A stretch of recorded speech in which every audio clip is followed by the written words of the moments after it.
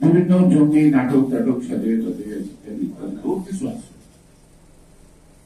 অনেক তাদের চোখে ভোর কাটছে যে না, ঘটনাটা তো ঠিক না। আন্তর্জাতিক মানবাধিকার সংস্থা যারা বিদেশে থাকে, বাংলাদেশে লোকজন নানাভাবে বিভিন্ন পার্লামেন্টে অবস্থান নিয়ে নানা স্মারকলিপি দিতে একটা সময় তাদের ভোট কাটলো কি এখন এসে দেখলো আসলে শেখ হাসিনা ক্ষমতায় থাকার জন্য সব না এক এক সময় একটা সৃষ্টি করছে। 16 বছরের কমপক্ষে 2 থেকে 250 ইস্যু তৈরি করছে। সকালবেলা একটা ঘটনা লাগছে, হইচই লাগে গেল, রাস্তায় নামতে নামতে বিকেল বেলা আরেকটা ঘটনা দিয়ে ছাপা পড়ে গেল। এরকম না ব্যাপারটা, অর্থাৎ একটার পর একটা ঘটনা ঘটে। আর যারা সমালোচনা করতে অভ্যস্ত, তারা কোনো কর্মে অভ্যস্ত না, সমালোচনা করতে তখন বিএনপির বলতো বিএনপি কি করে, মানে বিএনপি একদিক থেকে যায় আরেকদিকে যায়, গেলে আছে। তার মানেটা কি? আসল ইস্যুটাকে ধরে রাখার জন্য একটার পর একটা তারা ঘটে। এখন যদি তারেক রহমান চিৎকার দিয়ে জাতির সামনে বলে ফিরে দাও আমার 17টি বর্ষ, সেই মিডিয়ারা কি উত্তর দিবে? যে মিডিয়ারা প্রবল করছে এই অবস্থা তৈরি করার জন্য, তাদের কি কোনো দায় নাই? যারা শেখ হাসিনাকে ফ্যাসিস্ট বানাতে সহযোগিতা করছে, তাদের কি কোনো দায় নাই? তাদের বিচার কে করবে? তাদের বিচার কে করবে? এই যে বলতে পারেন আমি কোর্টে গেলাম কেন, আমার মামলার বিরুদ্ধে সাক্ষী চলছে, তাই না? এটা করতো আমাদের সেকেন্ড মনে হয়ে গেছে, ঠিক হয়, এখনো দেখতে হয়। আজকে যিনি দায়িত্বে আছেন প্রধান উপদেষ্টা মান্যবর, ওনার উপর যখন মামলা হয়েছে এই ধরনের বা কোর্টে গেলে যে ধরনের আচরণের মুখোমুখি হচ্ছে, সবাই নিন্দা করছে, প্রতিবাদ করছে, তাই না? উনি তো সকল কিছু তো বলতে কি আপনি শপথ নিয়ে হলেন দেশের প্রধান ব্যক্তি হইলেন, আমি বয়সর রায় কেন করবো কেন? আমাদের কি কোনো অবদান নাই? আমাদের গায়ে রক্ত কি পড়ে নেই রাস্তায়? আমরা বলি নয়, আমরা বেঁচে আছি, এটা কি আমাদের সকল প্রাপ্তি? সুতরাং এই পৃথিবীতে, এই জগতে কত দুঃখ যন্ত্রণা, নিরবরা মানুষের হাহাকার, হাঁটতে পারে না পঙ্গু মানুষ, ঘরে ঘরে ঢুকতে পারে, অনেক ঘটনা। তারপর মানুষ কেন বেঁচে থাকার জন্য, এক মুঠো ভাত খাওয়ার জন্য শিশু সন্তানটা ইট ভাঙে, পাথর ভাঙে, মহিলারা সারাদিন পরিশ্রম করে যা পায় তা দিয়ে খেয়ে কোনরকম জীবন বাঁচায়, তারপর পৃথিবীতে জীবনটা বাঁচানোর প্রচেষ্টা। ঠিক ওই চেয়ারগুলির বড় একটা মায়া আছে, একবার বসলে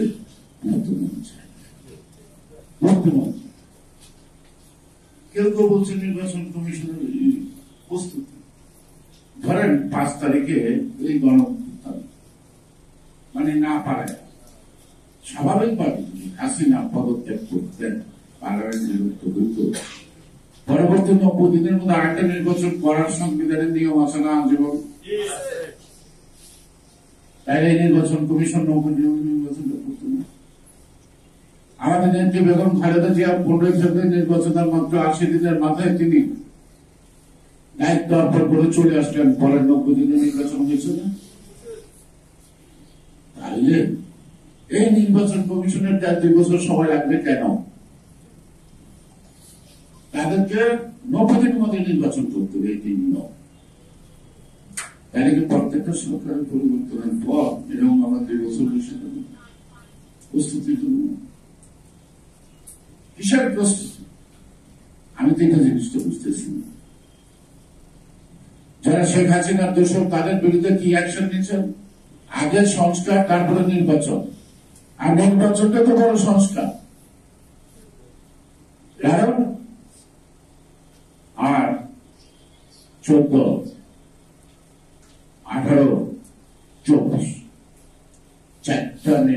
নির্বাচনের মধ্য দিয়ে নির্বাচন ব্যবস্থাটাকে একদম যাতাবস্থা করে।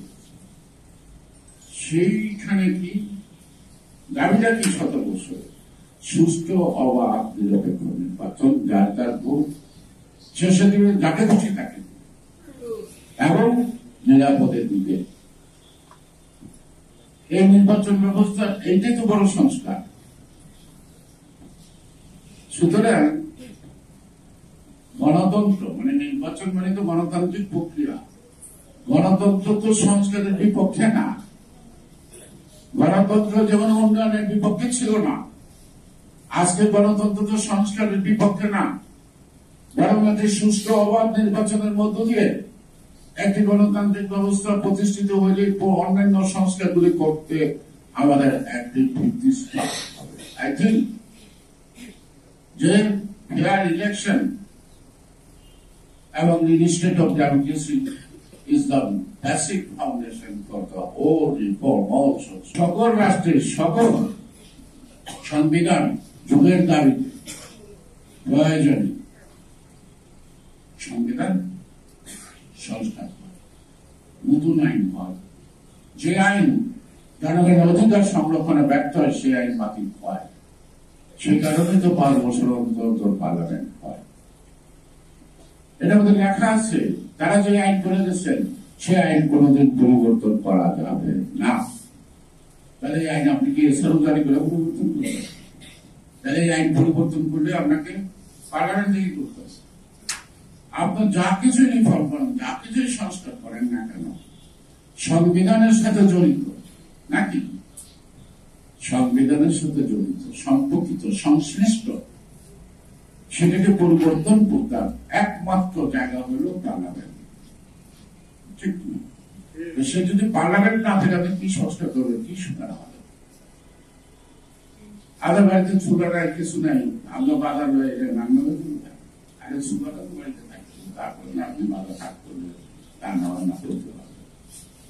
সুতরাং আজকে গণতন্ত্র ভার্সেস সংস্কার এই বিষয়টি প্রতিষ্ঠিত করার জন্য কিছু জ্ঞান পাপী বুদ্ধিমান লোক নানা ধরনের কথা।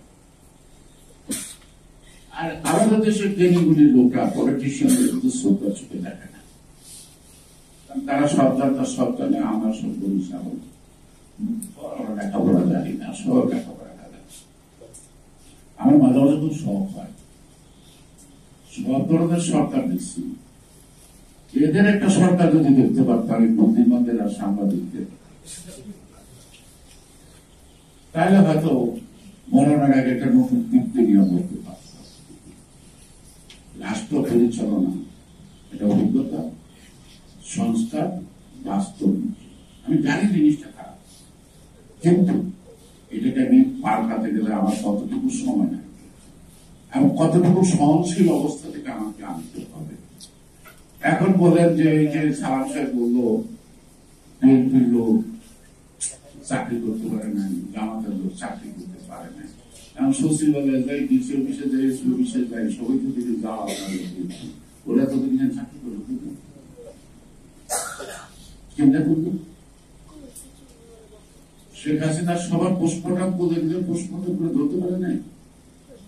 বাপদাদা 14 পুরুষের চাকরির সময় নিত 12টার মধ্যে হিসাব দিত যে কোনো কারণে কেউ কারো কোনো আত্মীয় কিনা চাকরি দিত না। এখন রাতারাতি আওয়ামী লীগ কি জামাত দিয়ে গেল, বিএনপিও গেল না, আসলে এরা জামাত দিয়ে দিচ্ছিল বা আছে, আর থাকলেও তারা কি করছে সেটা তো একটা প্রশ্ন।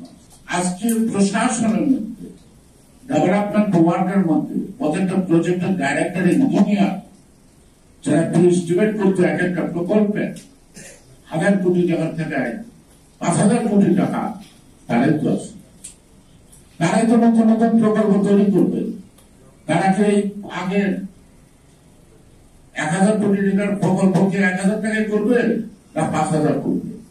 যদি 5000 না করে অতীতের প্রায় 14 কোটি। সেই কারণে তাদের টাইমে স্বার্থের কারণে আছে যে সম্পত্তি আমার এটা বোঝার দরকার নাই। তারা শেখ হাসিনাকে লুটপাটের যে সুযোগ দিচ্ছে, যে বয়ান মিলছে, যারা 22,000 টাকা বালিশ কিনছে, যারা এখনো যদি বালিশে এস্টিমেট করে 22,000 টাকা, সুতরাং আপনি তো সংস্কার তো করবেনই। এবং এই সংস্কারটা আপনি যেমন দেখতে চান, সেই সংস্কারের তো একটা প্রক্রিয়ার মধ্য দিয়ে আনতে হবে। তার জন্য অবশ্যই সময় লাগবে। সময় আপনাকে দিতে আমার জীবন, যদি আপনার ক্ষমতা সংস্কার